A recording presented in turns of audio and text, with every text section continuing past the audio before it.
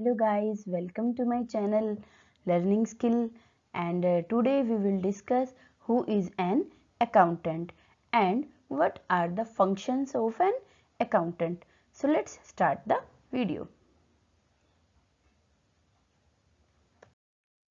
Accountant. The term accountant refers to a professional who performs accounting functions.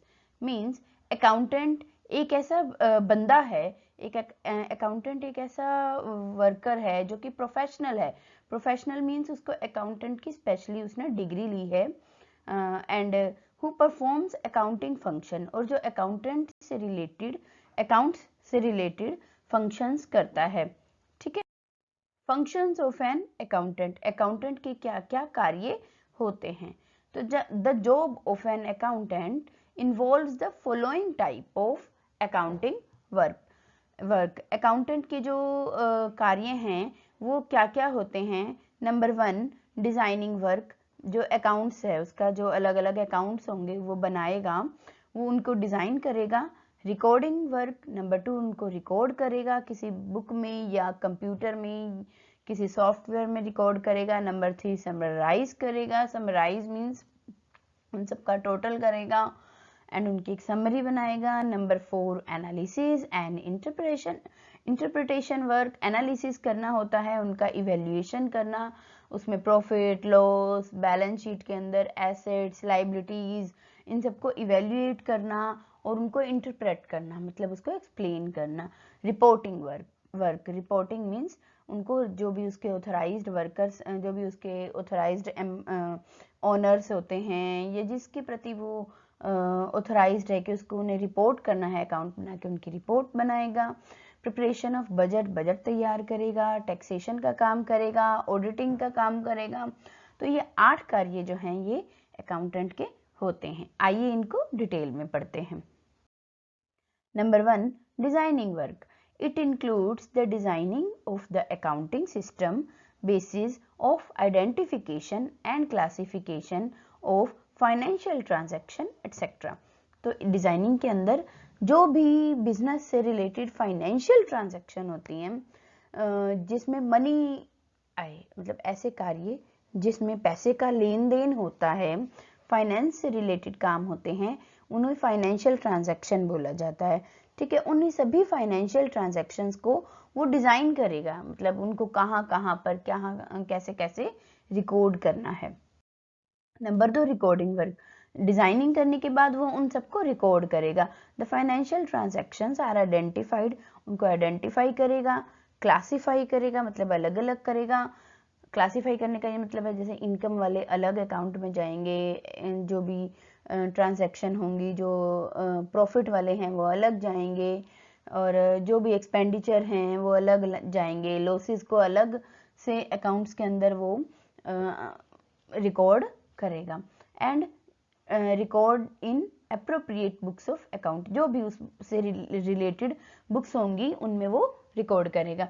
जैसे P&L account, profit and loss account जो होता है उसमें profit and loss से related ही entry आएगी. Balance sheet के अंदर सिर्फ एसेट्स आएंगी, लाइबिलिटीज आएंगी, और सेल्स बुक के अंदर सिर्फ सेल से जो क्रेडिट सेल होता है उससे रिकॉर्डेड एंट्री आएगी. कैश बुक के अंदर सिर्फ कैश से रिलेटेड एंट्री आएगी.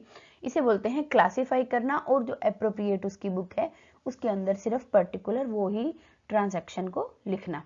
This is known as bookkeeping. इसे हम बुक कीपिंग भी बोलते हैं. Summarising work. उसके बाद समराइज करेगा. द रिकॉर्डेड ट्रांजैक्शन जो उसने रिकॉर्ड करी हैं पहले उनको समराइज करेगा. समराइज करने का मतलब होता है उनको टोटल करना इनटू वेरियस स्टेटमेंट्स. अलग अलग स्टेटमेंट्स के अंदर उनको समराइज करेगा, उसकी समरी बनाएगा. जैसे profit and loss account, balance sheet, fund flow statement, cash flow statement, इन सब के अंदर वो अलग अलग उनकी समरी बनाकर उनको लिखेगा. Analysis and interpretation work. उसके बाद द फाइनेंशियल जो भी फाइनेंशियल स्टेटमेंट्स है उनको एनालाइज करेगा. The financial statements are analysed by using the tool of analysis. Such as analysing के लिए अलग अलग टूल्स जो यूज होते हैं वो क्या है. Number 1, ratio analysis. Number 2 break even analysis, number 3 comparative statements, number 4 common size statements, जो भी उनकी कंपनी में एप्लीकेबल होगी उसके बेसिस पर या जो भी ट्रांजैक्शन है उसके बेसिस पर वो उनको एनालाइज करेगा और उससे एक समरी तैयार करेगा।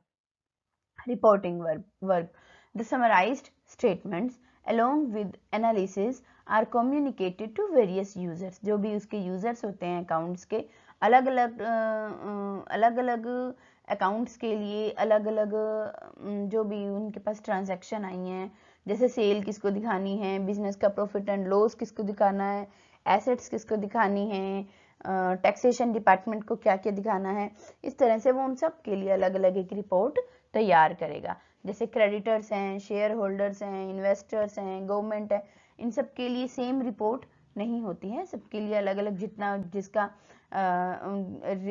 मतलब जितना उससे रिलेटेड होता है उतना ही उसको रिपोर्ट तैयार करके देना होता है।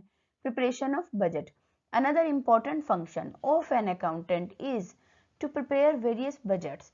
लाइक अलग अलग उसको बजट तैयार करने होते हैं। बजट क्या होते हैं? जो कि अकाउंट्स बनने से पहले, जैसे नेक्स्ट ईयर के लिए बजट तैयार किए जाते हैं कि फ्यूचर में हम सोचते हैं कि ये खर्चा होना वहाँ पर चाहिए, तो उसके लिए पहले से ही बजट तैयार किया जाता है। कौन कौन से बजट होते हैं, मैंने कुछ यहाँ पर नाम लिखे हैं, लेकिन फिर और भी इनके अलावा बहुत सारे बजट्स होते हैं, जैसे cash budget, capital budget, purchase budget, sales budget. तो ये सब कुछ अलग अलग बजट्स होते हैं जो कि अकाउंटेंट को ही तैयार करने होते हैं। Taxation work taxation the accountant has to prepare various statements and returns pertaining to income tax, sale tax, excise, custom duties etcetera. तो ये सब कुछ टैक्सेशन से रिलेटेड जो भी काम होता है, जैसे कि इनकम टैक्स के लिए, सेल टैक्स के लिए एक्साइज, कस्टम ड्यूटीज, ये सब जो भी इसके लिए फॉर्मेलिटीज होती हैं, जो ट्रांजैक्शंस होती हैं उनका रिकॉर्ड करना, ये सब काम अकाउंटेंट के होते हैं। Auditing the accountant has to verify. उसको ऑडिटिंग जो होता है, पर्टिकुलर ऑडिटिंग में वेरीफाई किया जाता है, सारी स्टेटमेंट्स को चेक किया जाता है, इसे ऑडिटिंग बोलते हैं। तो ऑडिटिंग के अंदर एक अकाउंटेंट क्या करता है, वो दो काम करेगा। Number 1 the book of accounts, जो भी उसने अकाउंट्स की बुक्स बनाई हैं, और दूसरी स्टेटमेंट और रिपोर्ट्स जो उसने तैयार की है, वो उन दोनों को चेक करेगा कि वो एक्यूरेसी उनमें है या नहीं, कि वो बिल्कुल ठीक तरह से बनाए गए हैं या नहीं बनाए गए हैं।